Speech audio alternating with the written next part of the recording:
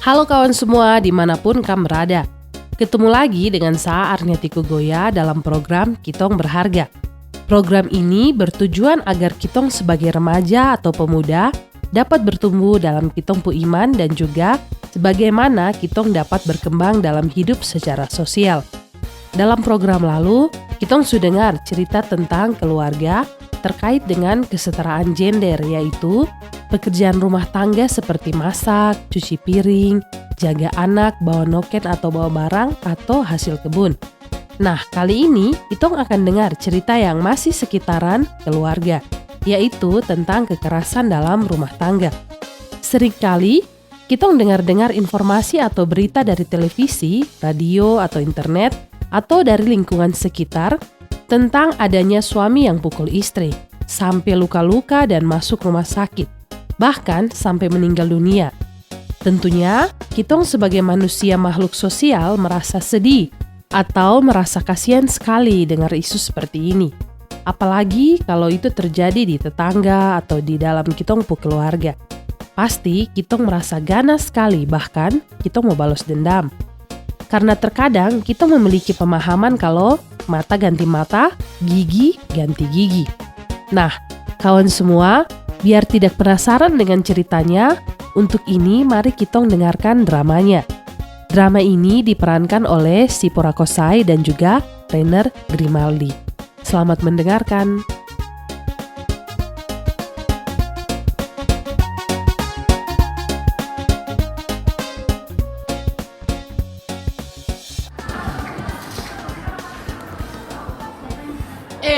Selamat pagi Zipo. Pagi Rey, apa kabar? Saya kabar baik. Kok? Aduh teman, hari ini saya kabar saya tidak tahu Saya perasaan ini kayak masih tidak enak sekali begitu. Kok kenapa kawan? Kok muka macam pucat kah? Kok sakit? Sebenarnya saya terasa sakit. Saya ini, saya takut sekali begitu. Ini ada siang bolong masih pagi kah? Terang sampai kok takut kenapa kawan? Begini, Has pernah kasih tahu kalau sapu om, dong juga ada tinggal sama-sama dengan kami di sapu rumah. Iyo benar, waktu itu kok ada bilang ke saya kalau kok om dengan keluarga dong tinggal sama-sama, kan satu rumah begitu toh? Iyo, itu sudah. Jadi begini, sapu om nih, kan dia punya istri ada 2. Istri pertama ada anak 1. Umur 3 tahun begitu. 3 tahun berarti masih kecil begitu ya? Iya, masih kecil. Terus istri kedua nih, dia terada anak, dia punya anak begitu. Oke. Terus? Iya, terus tadi pagi tuh kan biasa dong bangun terus pagi, jadi dong ada bikin api di kitong pu dapur.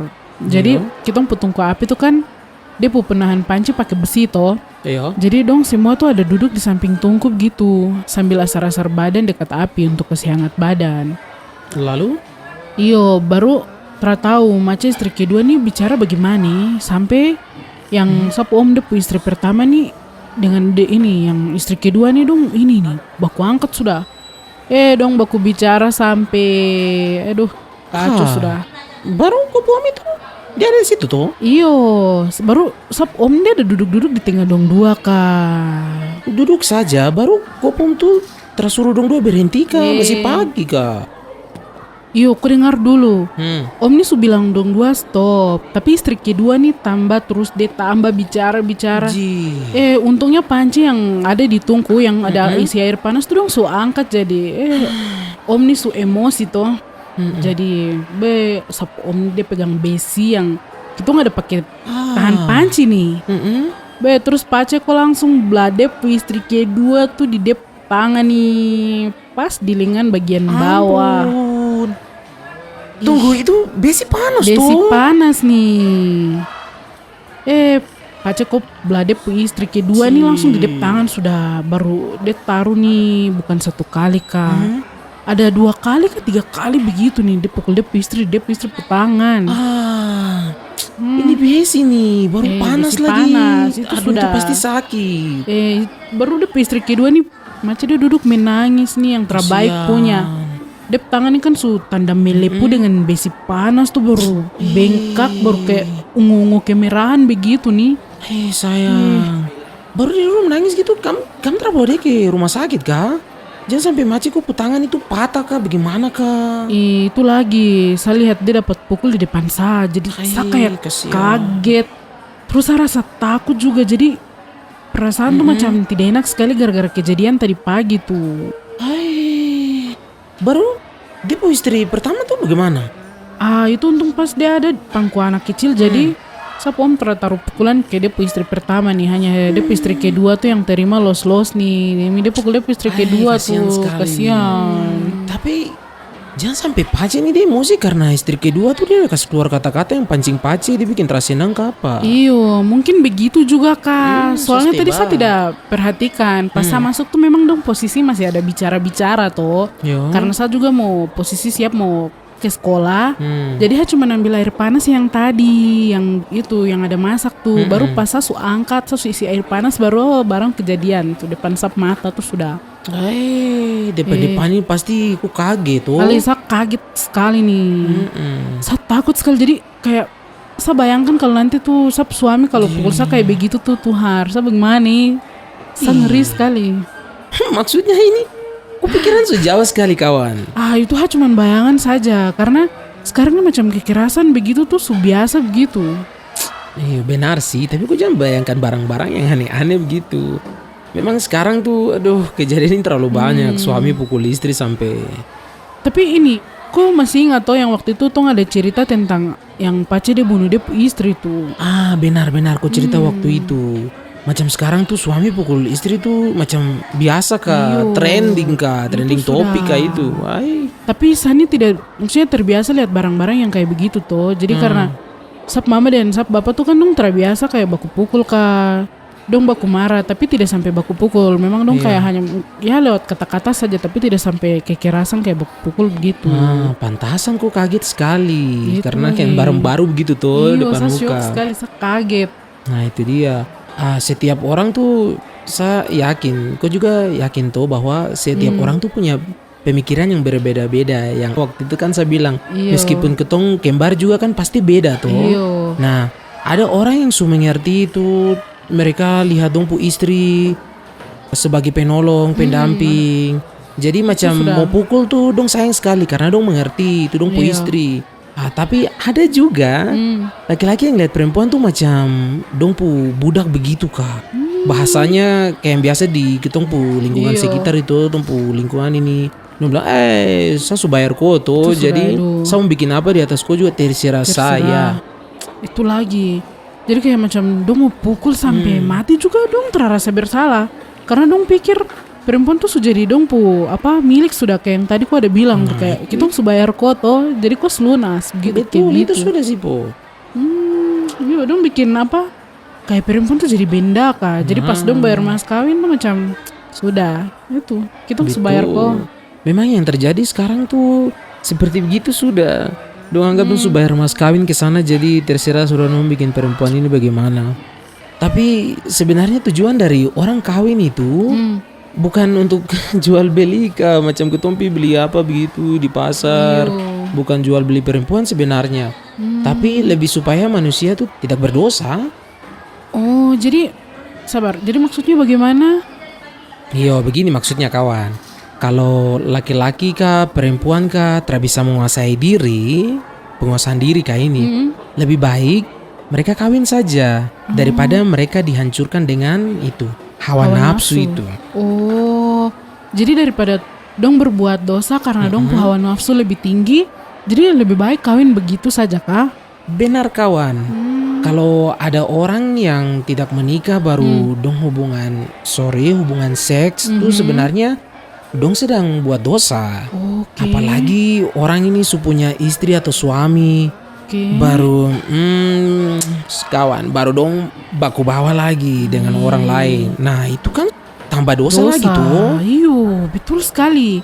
Sekarang tuh zaman dong bilang pelakor kak. Orang yang ganggu orang lain ke rumah tangga nih. Itu sudah. Jadi kalau ada orang yang mau kawin itu ya bagus. Tapi masalahnya tuh dia pu istri dia anggap seperti apa dulu. Budak kah, atau ini saya punya istri yang sebagai pembantu, penolong yang akan berikan kasih juga kepada ketompo anak. Itu tergantung laki-lakinya saja bagaimana dia bicara pandang. Itu lagi, kalau suami dia anggap dia istri tuh sebagai penolong, laki-laki tuh pasti dia jaga dia istri baik-baik. Benar. Tapi kalau misalnya dia anggap dia istri tuh sebagai tukang suruh, pasti piring di rumah terbang terus apa Ya itu bagus kalau piring tuh dia terbang saja. Tapi kalau piring dia terbang dan bikin nyawa juga terbang, itu kan bahaya. Bahaya sekali. Jadi Maksudnya kan gini Zipo, kalau piring dia melayang, terus kena kepala kah, baru pica, selesai sudah opname kah atau lewat kah? Yui, bahaya juga tuh, bayangkan. Tapi bagus dengan begini ketong belajar toh Zipo. Kalau nantinya tong besar, tong anggap tong pu istri atau ko anggap ko punya suami itu seperti apa toh, gitu itu kan? Lagi, benar sekali. Zipo, ampun, kau lihat siapa yang jalan di sana? Tuh Harur. Pak Guru ada datang kan? Lebih kita dua stop cerita, nanti tunggu lanjut ya Zipo. Iya sip, nanti kita lanjut sudah. Sip, saya kembali ke tempat duduk ya sekolah. Tunggu Pak Guru dia masuk sudah.